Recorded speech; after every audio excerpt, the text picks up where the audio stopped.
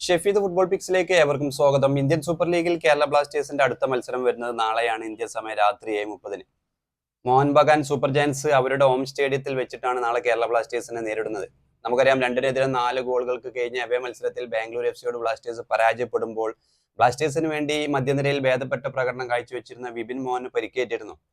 എന്തായാലും വരും മത്സരങ്ങളിൽ അദ്ദേഹത്തിന്റെ സേവനം ബ്ലാസ്റ്റേഴ്സിന് ലഭ്യമാകില്ല. എന്തായാലും മോഹൻ ബഗാൻ നിലവിൽ പോയിന്റ് ടേബിളിൽ സൂപ്പർ ലീഗിന്റെ പോയിന്റ് ടേബിളിൽ 1-ാം സ്ഥാനത്താണ്.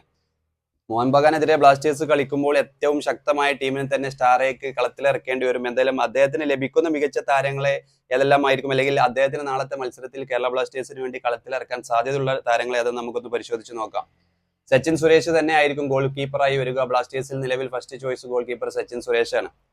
ഡിഫൻസിൽ നവോച്ച സിംഗ്, അലക്സാണ്ടർ കൊയ്ഫ്, ഓർമിപ്പാം, പ്രബീർ ദാസ്, ഈ താരങ്ങളായിരിക്കും. പ്രബീർ ദാസിനെ ആദ്യ ലെവലിൽ കൊണ്ടുതരാനുള്ള നീക്കങ്ങളിലാണ് ശരിക്കും സ്റ്റാർ.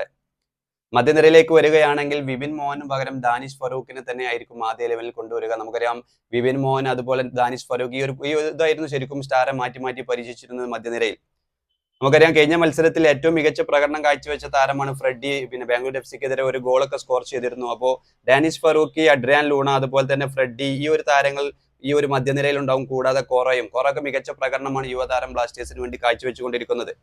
മുന്നേറ്റ നിരയിലേക്ക് വരുമ്പോൾ നോവസദോയ്, ജിമിനസ്, ഇവരെ കൂടാതെ ശരിക്കും ബ്ലാസ്റ്റേഴ്സിന് കളത്തിലിറങ്ങാൻ കഴിയില്ല എന്ന് വേണമെങ്കിൽ പറയാം. കാരണം ബ്ലാസ്റ്റേഴ്സിന് വേണ്ടി പുതിയ സീസണിൽ ഈ 2 താരങ്ങളും പുതിയതായിട്ട് ഈ സീസണിൽ ബ്ലാസ്റ്റേഴ്സിന് വേണ്ടി കളിക്കുമ്പോൾ ഏറ്റവും മികച്ച പ്രകടനമാണ് കാഴ്ചവെക്കുന്നത്.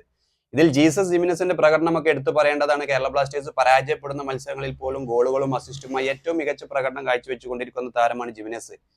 നോവസദോയ്, ജിമിനസ്, ഈ ഒരു താരങ്ങളുടെ പ്രകടനം മുന്നേറ്റ നിരയിൽ എല്ലാ മത്സരങ്ങളിലും മികച്ച പ്രകടനം വരുമ്പോൾ ഡിഫൻസിലാണ് ശരിക്കും ബ്ലാസ്റ്റേഴ്സിന്റെ പ്രശ്നങ്ങൾ വരുന്നത്.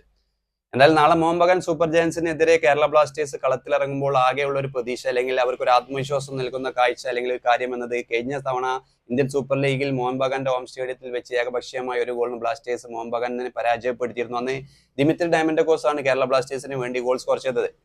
എന്തായാലും നാളെ ആവേശകരമായ, അല്ലെങ്കിൽ ബ്ലാസ്റ്റേഴ്സിനെ സംബന്ധിച്ചിടത്തോളം നിർണായകമാവാൻ പോകുന്ന പോരാട്ടങ്ങളിൽ ഒന്നാണ് നാളെ ഇന്ത്യൻ സമയം രാത്രി 7:30 മോഹൻ ബഗാൻ സൂപ്പർ ജയൻസ് കേരള ബ്ലാസ്റ്റേഴ്സിനെ നേരിടുന്നത്.